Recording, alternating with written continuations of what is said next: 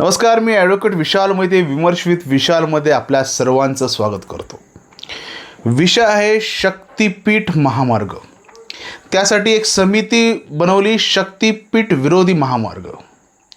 शक्तीपीठ मार्गाला विरोध करणं स्वाभाविक आहे, कारण की डाव्यांनी आता पण केलं काय हो?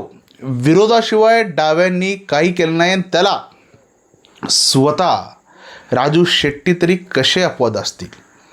शेतकऱ्यांचं हित जपणाऱ्या राजू शेट्टींनी जेव्हा सरकारने चांगले निर्णय घेतले तेव्हा कधीही अभिनंदन केलं नाही. आज त्याच शक्तीपीठ महामार्गातून जेव्हा शेतकऱ्यांचा ऊस जाईल, शेतकऱ्यांची पिकं जातील, शेतकऱ्यांचं धनधान्य जाईल, तेव्हा राजू शेट्टींना त्याबद्दल वाईट वाटण्यासारखं काय? मला सांगा, एखादा केंद्र सरकारने, राज्य सरकारने प्रकल्प आणला आणि त्याला राजू शेट्टी, तमाम कम्युनिस्ट, भारत पाटणकर सारख्याने विरोध केला नाही, असं होणं शक्यच नाही. ही तीच अवस्था आहे, ही तीच मानसिकता आहे. या देशाला पूर्णपणे मागं घेऊन जायचं, या देशामध्ये डेव्हलपमेंट होऊन द्यायची नाही. हा देश रसातळाला गेला पाहिजे, यासाठी आंदोलन करा, जाळपोळ करा. मग त्याने काय होतं? त्याने त्या प्रोजेक्टची कॉस्ट वाढते. आणि एकदा प्रोजेक्टची कॉस्ट वाढली तर हेच पुन्हा बोंबलतात की सांगा बरं प्रोजेक्टची कॉस्ट कशी वाढली.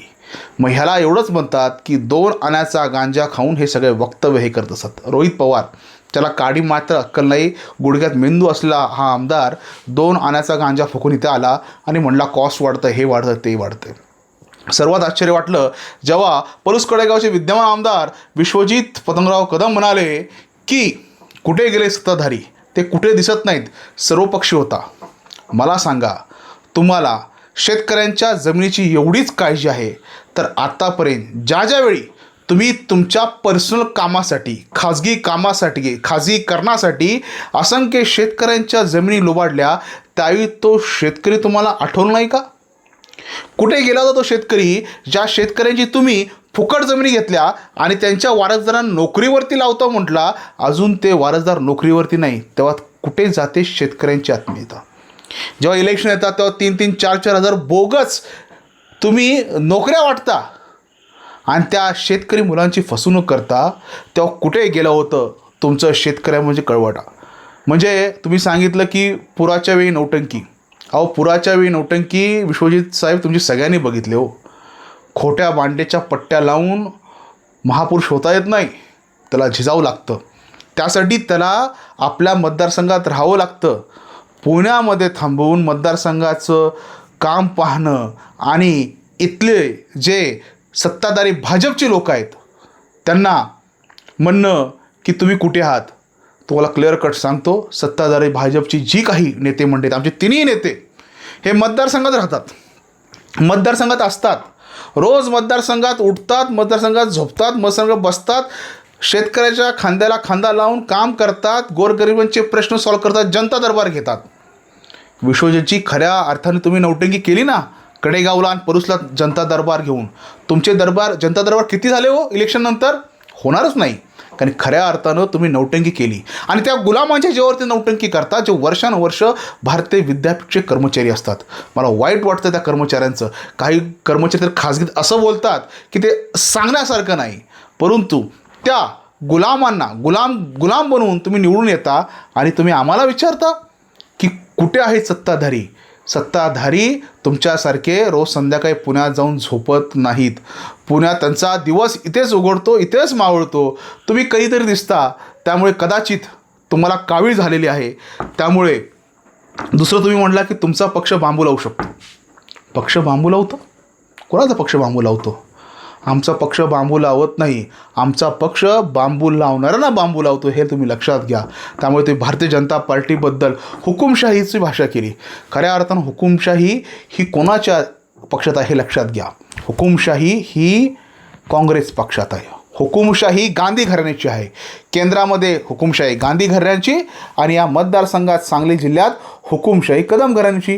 ती खरी हुकुमशाही म्हणतात. हुकुमशाहीची व्याख्या तुम्ही बदलू नका. तुमच्या डोक्यात तीच घाण आहे जी मॅक्युलने आणली. तुमच्या डोक्यात तोच पुन्हा डिवाइड अँड रूलचा नारा आहे जो ब्रिटिशांनी केला. त्यामुळे तुम्ही सकाळी एक बोलता, दुपारी एक बोलता. म्हणजे बऱ्याच वेळा सकाळी इथं शेतकऱ्यांमध्ये भांडणं लावायची आणि दुपारी गपचूप जाऊन देवेंद्र फडणवीसला भेटायचं आणि देवेंद्रजींना म्हणायचं की देवेंद्रजी आमचं एवढं काम करा. त्यामुळे तुमचा हा दिखाऊपणा आहे, तुम्हाला विकास होऊन द्यायचा नाही, इथून शक्तिपीठ महामार्गात जाऊन द्यायचं नाही. मला सांगा ना, तुम्ही जेव्हा एखादं काम सँक्शन करून आणता तेव्हा जेव्हा भूमिसंपादन होतं त्यावेळी शेतकरी विरोध करत नाही का? कारण तुम्ही सगळ्यांना शांत बसवता. आता मुद्दाम शक्तिपीठ महामार्ग होणार. सगळ्या दैवी शक्ती ज्या आपण जगत माता बोलतो, भवानी माता असेल, अंबाबाई माता असेल, रेणुका माता असेल, हे शक्तिपीठ सगळे एकत्र येणार. त्यामुळे तुम्हाला साहजिकच पोळका होणार. कारण की हा देश हा हिंदुत्ववादी असलेला देश, हा हिंदुत्वाच्या जवळ असलेला देश, हा आणखीन जवळ आणण्याचं काम हे कोण करतं आहे? तर हे मोदी सरकार करतं आहे. तुम्हाला खऱ्या अर्थानं या नागरिकांना शक्तिपीठ महामार्ग का करून द्यायचा नाही? कारण नागरिक जेव्हा शक्तिपीठ महामार्ग होतील तेव्हा विविध देवी देवतांचं दर्शन घेतील आणि त्यातून त्यांना प्रेरणा मिळेल आणि काँग्रेसचं खच्चीकरण होईल, काँग्रेस नामनिशाण होईल. ही भीती तुम्हाला वाटते का? मला वाटतं विरोधाला विरोध करणं हे सोपं आहे, परंतु विकासाला विरोध करू नका, चांगल्या कामाला विरोध करू नका. कारण की तुम्हाला चांगल्या कामाला विरोध करून शेतकऱ्यांना कायम टाचेखाली ठेवायची सवय आहे, त्यांना डेव्हलप होऊ द्यायची आहे, होऊन द्यायचं नाही आहे. त्यामुळे तुमचा विरोध हा व्यवस्थेला लागला कॅन्सर आहे. त्यामुळे आमच्या नेत्यांचं सोडा. आमचे नेते या मतदारसंघात असतात, फिरतात, राहतात, भेटतात, आमच्यावर खातात, जेवतात, सगळं करतात. पण तुम्ही कुठे असते, तुम्ही कुठे असता हे जेव्हा आम्ही काँग्रेसजनांना विचारतो, मुक्काम पोस्ट पुणे हा पत्ता येतो. तुमच्याकडे जायला वेटिंग लिस्ट कशी असते? PAला भेटा, PAकडून अप्रूव्ह करून घ्या, नंतर तुम्ही भेटणार. आमच्या नेत्यांकडे जायला वेटिंग लिस्ट किंवा अप्रूव्हची गरज नसते. आमचा नेता डायरेक्ट कुठेही रस्त्यावरती भेटतो, सहज भेटतो, सोपा आहे. आणि अशा प्रकारचं शक्तिपीठ महामार्गाला तुम्ही विरोध करू नका. लक्षात ठेवा, अटलजी म्हणले होते, BJP से उलझिए, राम से मत उलझिए. लक्षात घ्या. तुम्ही आत्ताही सांगतो, भाजप सरकार बरोबर तुमचे काय असतील मतभेद असू द्याल, BJP से उलझिए, लेकिन त्या आदिमाया महाशक्ती ज्या काही आमच्या शक्ती आहेत त्यांच्याशी पंगा घेऊ नका. उरलं सुरलं अस्तित्व तुमचं संपून जाईल. धन्यवाद.